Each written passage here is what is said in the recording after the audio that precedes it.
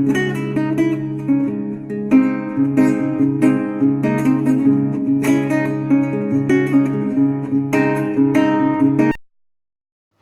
Viewers, this is Nabanita Ahmed from Sun Handicrafts. আজকে আমাদের সাথে আছেন আতাহার ভাই। হ্যালো। আতাহার ভাই আজকে আমাদের কাপড়ের ভাঁজ করা দেখাবেন। তো চলুন ভিউয়ার্স, আমরা দেখে নিই কীভাবে আতাহার ভাই ভাঁজ করছেন। আমরা এখানে কাপড়টা নিয়েছি 3 গজ পরিমাণ। আপনারা চাইলে নিজেদের মাপ মতো 2.5 গজও নিতে পারেন। কাপড়টা প্রথমে মাঝখানে এভাবে 2 ভাঁজ করে নেবেন। কাপড়টা লম্বালম্বি আমরা 2 ভাঁজ করে নিলাম। এরপর মাঝখান দিয়ে আরেক ভাঁজ হবে।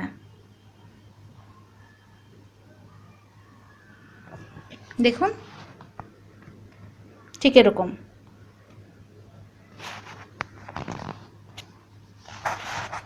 এবার কাপড়টাকে আমরা মাটিতে রাখবো। আপনারা চাইলে টেবিলের উপরেও রাখতে পারেন। এরপর আমরা পেন্সিল দিয়ে এঁকে নিব। আতার ভাই আমাদেরকে দেখাবেন কিভাবে এটা আঁকতে হবে। আমরা কাপড়টা ফ্লোরে সমান করে বিছিয়ে নিয়েছি। এবার আমরা গোল কোনো কিছু এর উপর রেখে পেন্সিল দিয়ে দাগ টেনে নেব। দেখুন, এভাবে নিতে হবে। এভাবে অর্ধেকটা নিতে হবে, পুরোটা নয়। ভালো হয় কাপড়ে ব্যবহার করা চকগুলো যদি আপনারা ব্যবহার করেন। আমাদের হাতের কাছে চক ছিল না, সো আমরা পেন্সিল ইউজ করছি। এভাবে অর্ধেকটা দাগ টেনে নিতে হবে। এবার ছোট একটি মুখ আমরা ইউজ করছি সেটার ভিতরে, সেটাও আমরা পেন্সিল দিয়ে দাগ টেনে নিব। আমরা এখানে বয়ামের মুখ ইউজ করছি ভিউয়ার্স। আপনারা চাইলে যে কোনো কিছু গোল যে কোনো কিছু ব্যবহার করতে পারেন। সেটা বড় অথবা ছোট আপনাদের পছন্দ মতো সাইজ অনুযায়ী নেবেন। দেখুন, এভাবে দাগ টেনে নেব এবং একটা নির্দিষ্ট দূরত্ব রাখতে হবে। নির্দিষ্ট দূরত্ব পরপর এভাবে আমরা করে যাব। আপনারা চাইলে স্কেল দিয়ে মেপে নেবেন, তাহলে জিনিসটা আরো সুন্দর হবে। দেখুন, আতার ভাই দেখাচ্ছে কিভাবে করতে হবে।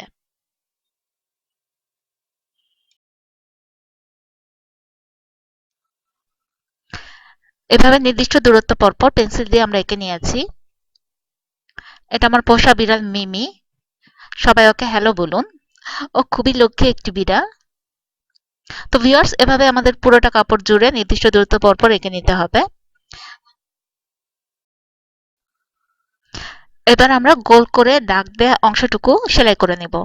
আতার ভাই আমাদেরকে দেখাবেন কিভাবে সেলাই করতে হয়। তো চলুন দেখা যাক কিভাবে সেলাই করতে হয়।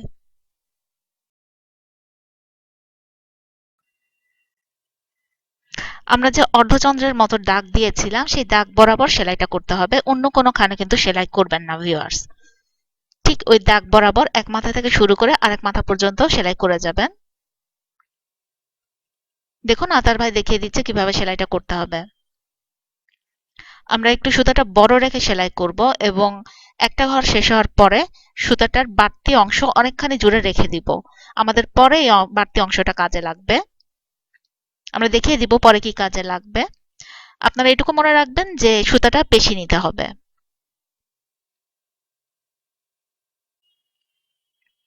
দেখুন, আমাদের প্রথম ঘর করাটা শেষ, বড় ঘর করাটা শেষ এবং দুপাশে আমরা কিছুটা বাড়তি সুতা রেখে দিয়েছি। যারা এক পাশে বড় সুতা নেবেন তারা এক পাশেই বড় সুতাটা রাখবেন, কোনো সমস্যা নেই। আমরা সুতাটা না কেটেই ছোট ঘরটা করা শুরু করেছি, কিন্তু এমনভাবে করতে হবে যাতে বাড়তি সুতাটা থাকে। আমরা এই সুতাটা পরে কেটে নেব। দেখুন, আমাদের ছোট ঘরটাও করা শেষ। আমরা সুতাটা কেটে নিয়েছি, মাঝে যে সুতাটা ছিল সেটা কেটে নিয়েছি। এখন ছোট ঘরের দুই পাশে সুতা ধরে আমরা আস্তে আস্তে টান দিব। টান দিলে কুচি কুচির মতো একটা অংশ তৈরি হবে এবং সেই অংশটাকে আমরা পেঁচাবো সুতা দিয়ে। আমরা প্রথমে এই সুতা দিয়েই পেঁচাবো, পরে টাই করার জন্য যে সাদা সুতাটা পাওয়া যায় একটু মোটা ধরনের, সেই সুতা দিয়ে পেঁচিয়ে আমরা ভালো মতো গিট দিয়ে নিব। দেখুন, আতার ভাই আমাদেরকে দেখাচ্ছে কিভাবে পেঁচাতে হবে। আতার ভাই হ্যান্ডিক্রাফটস এর কাজ খুবই ভালোবাসেন। তার এটা পেশা নয়, তার এটা হবি।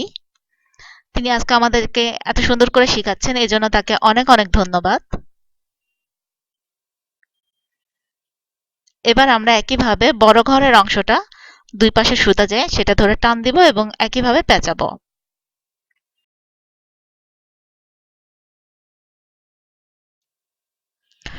আমাদের করা শেষ। এভাবে প্রতিটা ঘরই করে নিতে হবে। ভিউয়ার্স দেখুন আমরা সবগুলো ঘর বেঁধে নিয়েছি।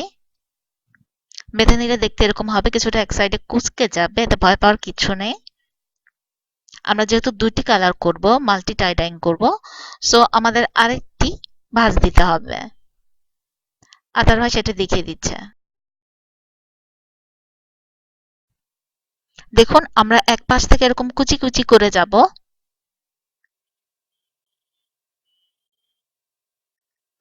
আমরা সমান রাখার চেষ্টা করব, লাইনটা সমান রাখার চেষ্টা করব। এভাবে কুচি কুচি করে যে আমরা টাই ডাইয়ের সুতা দিয়ে ভালো মতো শক্ত করে পেঁচিয়ে তারপর গিট দিব।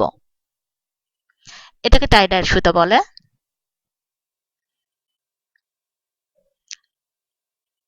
এটা আপনারা হ্যান্ডিক্রাফটস দোকানেই পাবেন। টাই ডাইয়ের সুতা দিয়ে আমরা ভালো মতো পেঁচাবো, তারপর গিট দিব।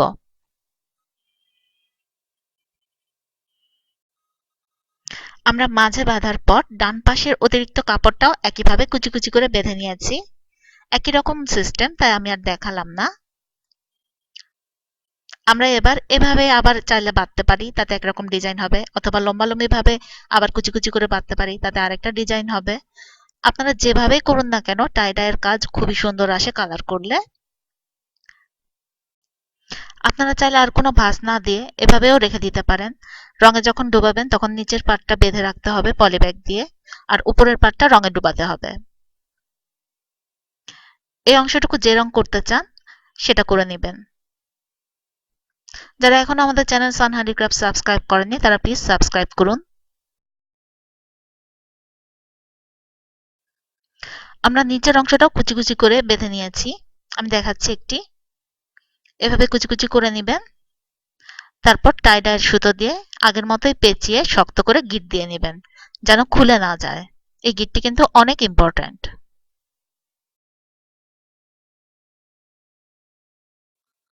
ভিউয়ার্স দেখুন আমাদের বাঁধার অংশটুকু শেষ। এবার আমরা রঙে ডুবাবো। রঙে ডুবানোর জন্য আমরা যেহেতু দুটো রং করব, আমরা নিচের পার্টটুকু পলিব্যাগে ঢুকিয়ে ভালো করে গিট দিয়ে নেব।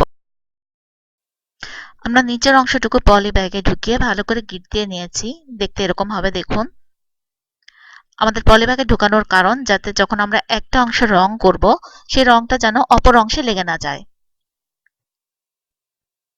এ কারণে আমরা নিচেও ভালো মতো সুতো দিয়ে পেঁচিয়ে নিয়েছি, যাতে কোনোভাবেই রংটা ঢুকে না যায়। রং ঢুকে গেলে দেখতে ভালো হবে না কাজটা। আপনারা নিশ্চয়ই বুঝতে পারছেন যে কিভাবে পলিব্যাগে ঢুকিয়ে আমরা পেঁচিয়ে নিয়েছি।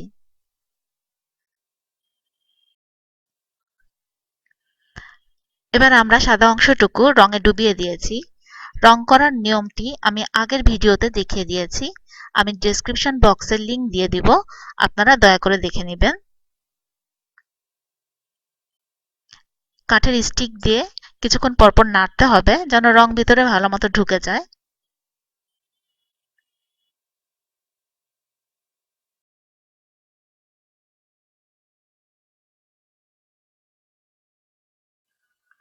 দশ 15 মিনিট পরে আমরা কাপড়টি তুলে নিয়ে পানিতে ভালো করে ধুয়ে নিব, যাতে যে কাঁচা এবং বাড়তি রংটি আছে সেটি যেন ভালোভাবে চলে যায় এবং অন্য জায়গায় দাগ না লাগে।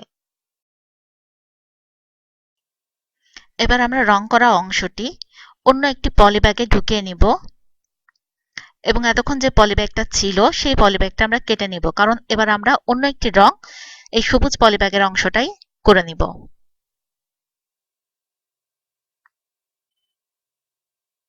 আমরা পলিব্যাগটা কেটে নিয়েছি এবং পানি দিয়ে ওয়াশ করে নেব একটু, যদি এক্সট্রা রং ভরে। আমরা এখানে অন্য একটি কালার করে নেব।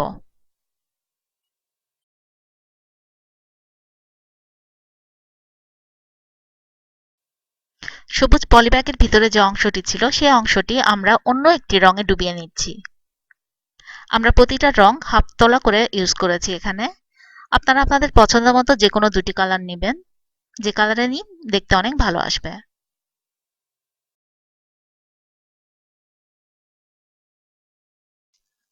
রং করা হয়ে গেলে আমরা কাপড়টি আগে ভালো মতো পানি দিয়ে ধোবো। যখন কোনো রং বের হবে না আমরা বুঝবো যে আমাদের ধোয়া শেষ। তারপর আমরা বাঁধনটি কাটবো এবং রোদে শুকোতে দিব।